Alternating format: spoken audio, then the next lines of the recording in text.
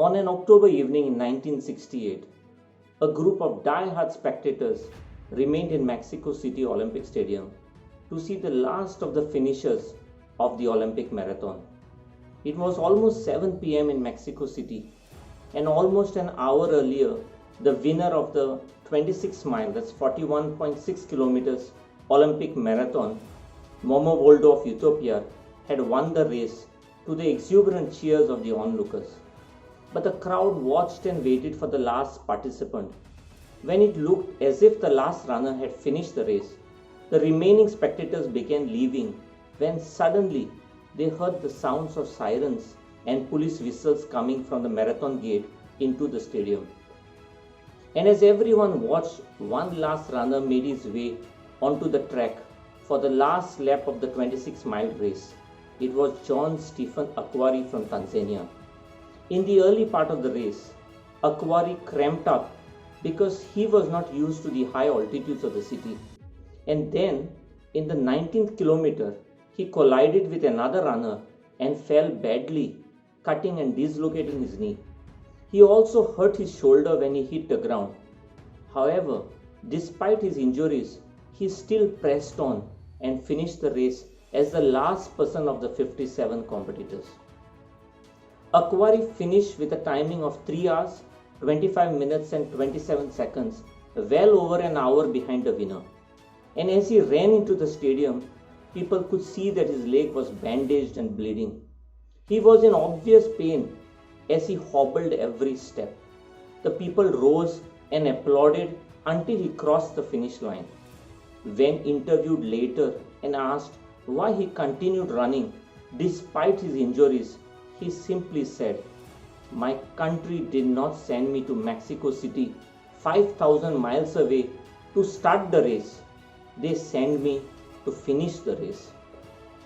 Akhwari looked beyond the pain of the moment and kept his eyes on the big picture of why he was there. I am sure you would agree that John Akhwari is a winner and a champion. Yet he never had a gold medal around his neck. He was celebrated as a special invitee to the 2000 Sydney Olympics and to the 2008 Beijing Olympics, not because of his blistering performance or because of a world record time. He was celebrated because of his courage to finish what he started, irrespective of his circumstances that were stacked so heavily against him. We too don't need to look outside ourselves for inspiration, because it is there right inside each one of us. You have already exhibited in your life the traits of a winner every time you stumbled, fell and failed but got up and tried again. As kids, when we first tried walking or cycling, we failed. We fell, yet we never gave up. We got up and started back again. The thrill of accomplishment superseded the pain of the moment. But as we grew, the fear of failure and judgment, coupled with rationality, caused us to lose our enthusiasm to follow through. The pursuit towards our goal often represents a marathon, not a sprint. Something we can learn from Akhwari's attitude, a doggedness, endurance, and perseverance towards our goal, and a resolve to finish the race regardless of the challenge. We are all running the race of life. Though some might act like it is a sprint to the finish line, the marathon of life requires patience, endurance, hope, and prayer. You need to keep your eyes on the finish line, and you will get there in good time. One thing is certain, life is bound to present obstacles, and we can do one of the two things: either give up in the face of challenge or steadily maintain our course of action and pursue regardless of the difficulties and obstacles. The postage stamp is a case in point. Its usefulness lies in its ability to stick to something till it reaches its destination. You may fall and stumble, but each time you must show yourself strong, rise again, and continue indefatigably towards your goal. As Winston Churchill aptly summarizes, success is not final and failure is not fatal. It is the courage to continue that counts. As you make this success journey, keep in mind that your goal is to finish the race and to do the best you are capable of doing.